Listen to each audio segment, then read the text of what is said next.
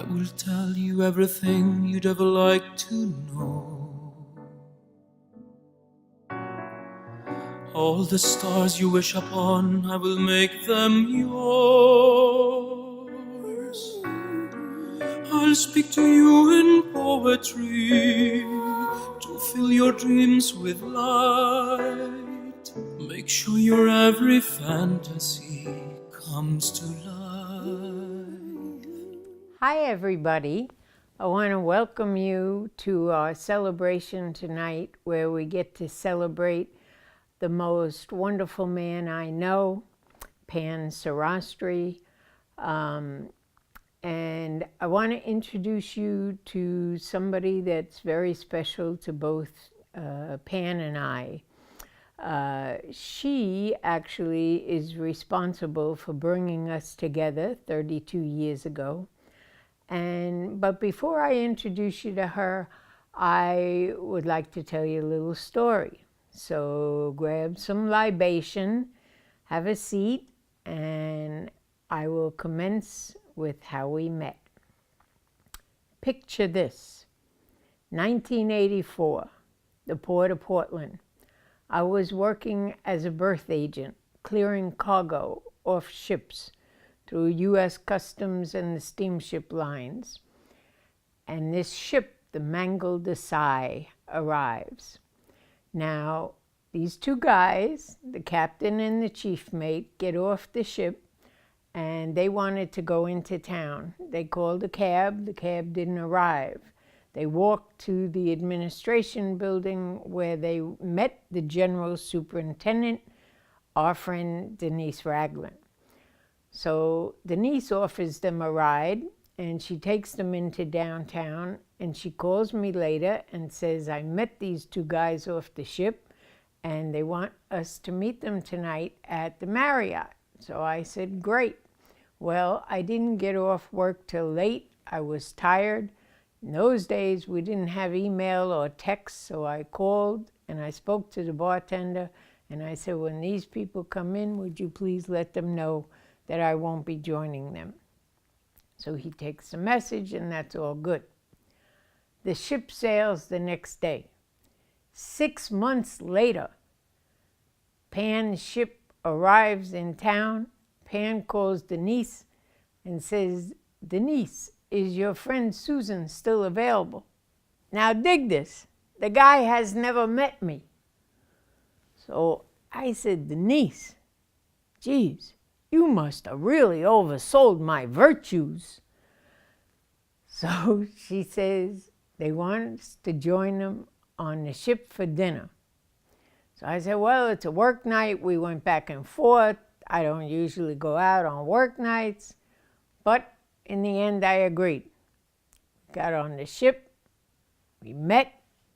I thought, Lord, I've been a big girl all my life. This guy was like scrawny. But it was nice. He was a nerd, but an interesting one. He thought I was effervescent.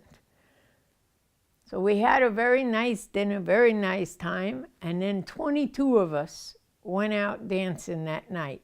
We hit the town in Portland, Beaverton, Earthquake Ethels, the Red Lion. We had a great time. And then a few days later, the ship sailed. He asked me to wait for him. I said, wait. Wait for what? He said, wait until I come back. And I thought, well, that's an interesting concept. So I thought, why not? I like this guy. So over the months that followed, we wrote, we sent cassette tapes. You have to remember, there's no other way of communicating now. You can't call ship to shore. It's extremely expensive. Plus, we never knew where the ship was going to be. So it was all about letters and cassette tapes is how we communicated. And then, round about December of 1984, Pan asked me if I would consider marrying him. And I thought, wow, this was scary. You have to understand, he's from India. I'm from New York. He's a very mellow, introspective, private fella. I'm not. So were we a match?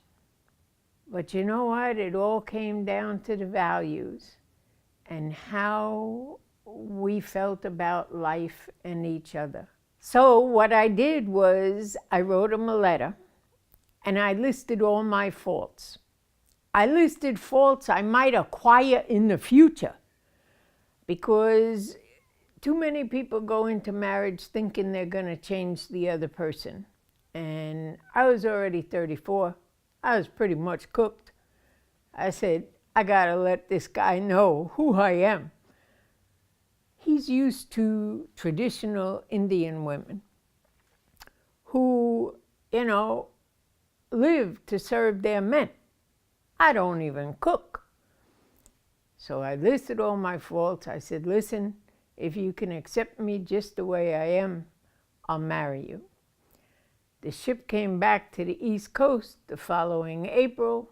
I flew back. We went down to Arlington, Virginia, got in front of a justice of the peace, exchanged our vows, and here we are, 31 years later, and every morning when I wake up to his soft breathing next to me, I thank God for my nerd. Dear Pankaj, if I told you all the ways in which I love you, it would take us into eternity. So I'll just mention a few. I love you when I picture you standing in a busy aisle at Sam's Club, and you call me reading the jacket cover from a book so I can decide if I want to read it. I love you because when I'm driving and you're in the passenger seat, I know you want to be anywhere else, but you don't say it. I love you because you know I'll never be thin, and yet you still think I'm a hottie. Go figure.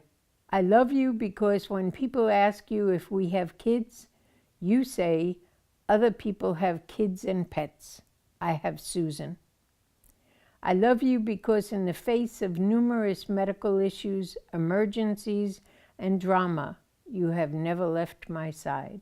I love you because even on those days when I know you want to blame Denise instead of thank her, you still warm my feet until I fall asleep. I love you even though you have to compile a spreadsheet just to determine what you want for breakfast. I love you because I know you could have married a nice, quiet Indian girl who could make you elaborate meals. Instead, you got me. I love you because you took the time to show me how to properly execute the folding of your t-shirts.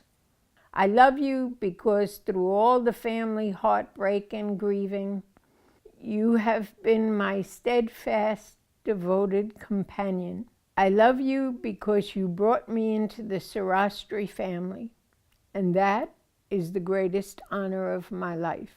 Above all else, I love you because you know and love God and understand that the source of all our joys begin and end with Him. Pankaj Sarastri, you are my never-ending gift from God. Happy 60th birthday. Ladies and gentlemen, without her, there would be no us. So, ladies and gentlemen, it is our absolute pleasure on the days when we actually do want to thank her to introduce you to somebody we love, somebody who has been in our lives all these 32 years, our friend, Denise Ragland. Denise, stand up and take a bow, sweetheart.